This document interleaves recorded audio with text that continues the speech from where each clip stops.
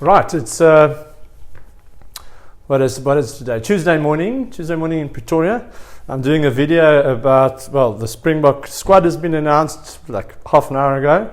So I'm doing a video on that and a preview to the Springbok New Zealand game. Let's start with New Zealand. I watched New Zealand on a Saturday night play Argentina, and I must say I was extremely impressed by the way that they played. The things that worried me about New Zealand last year, it seems like they worked very hard on that. The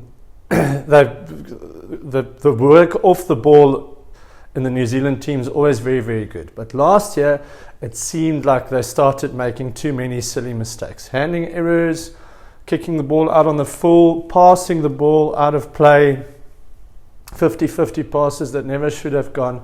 There was a lack of continuity, a bit of a lack of belief, and so on. And we didn't see much of that. I know the ball was passed out once, and there were one or two errors, but in general, amazing play, attacking play, like New Zealand, and much better on defense, much better in the set phases.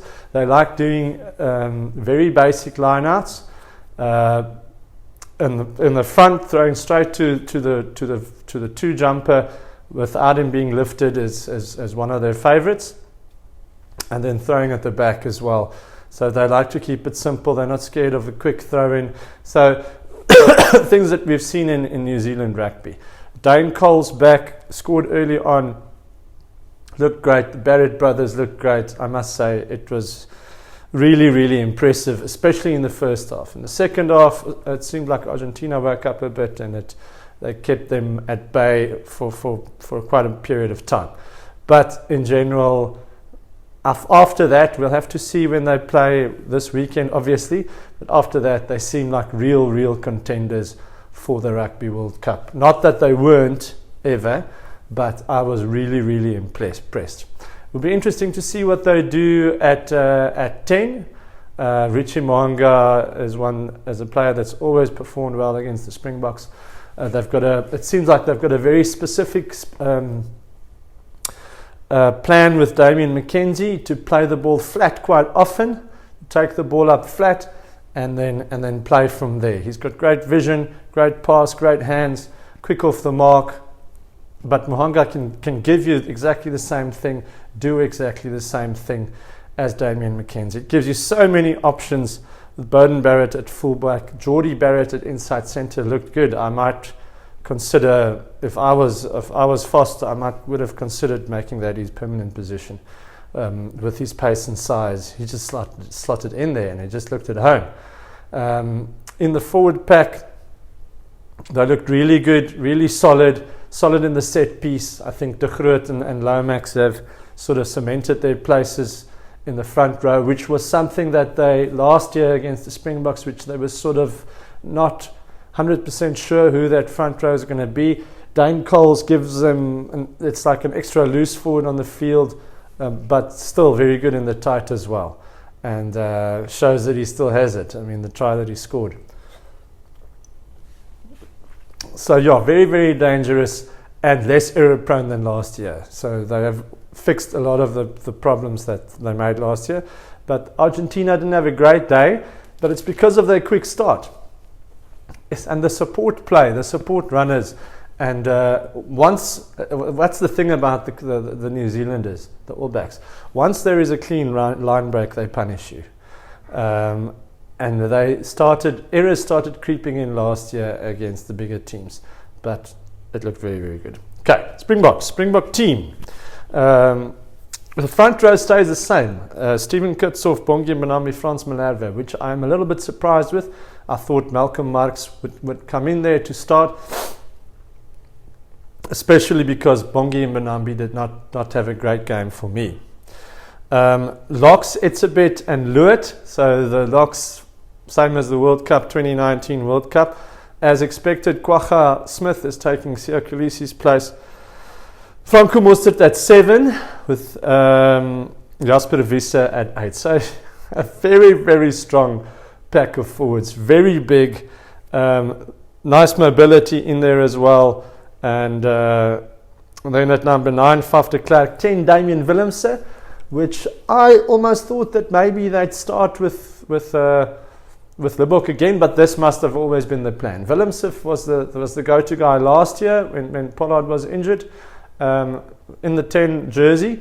So a bit more size, a bit more bulk, a bit more physical than Libbok. So maybe that's what they were going for. My main concern looking at that is goal kicking.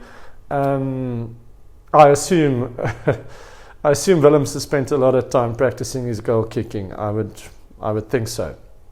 And hopefully it's better. Colby and Faf de Klerk also did a bit of the goal kicking.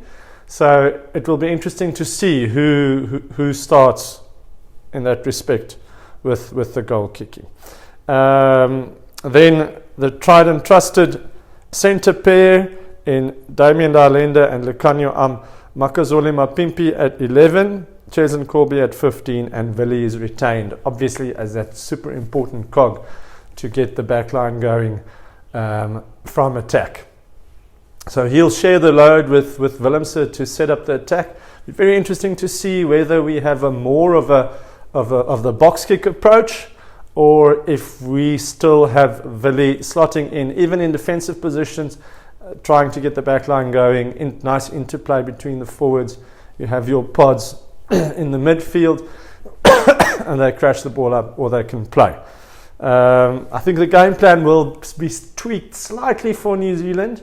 I think it will be slightly less expansive, a little bit tighter, a little bit slower, using the big forwards. The bench, Malcolm Marx will come on and have a huge impact. Thomas de Tooy, Vincent Koch, so same props. RG Steinman retained, Pieter Stef de Tooy on the bench, Dwayne Vermeulen on the bench, Grant Williams and Manie Libbok. So very, very powerful bench as well. Can't wait for the game. I assume it will be interesting. I haven't seen the All Blacks team, but it will be interesting to see. I have a feeling that Richie Mo'unga might come in. And other than that, they will make a few changes in their team as well. They will definitely pick their absolute strongest team, which will be interesting to see what that is. Okay, so can't wait for the game Saturday morning our time. A prediction, yes, that is tough. I'm going to say Springboks by a very small margin. I know it's brave. It can go either way. Springboks haven't won in Auckland since, I don't know, forever. So that's what I'm going for. I know it's brave, and I know I'm probably going to be wrong, but my heart just says, looking at this squad, I'm going Springboks. Small margin, less than 7 points. Okay, go Bokke.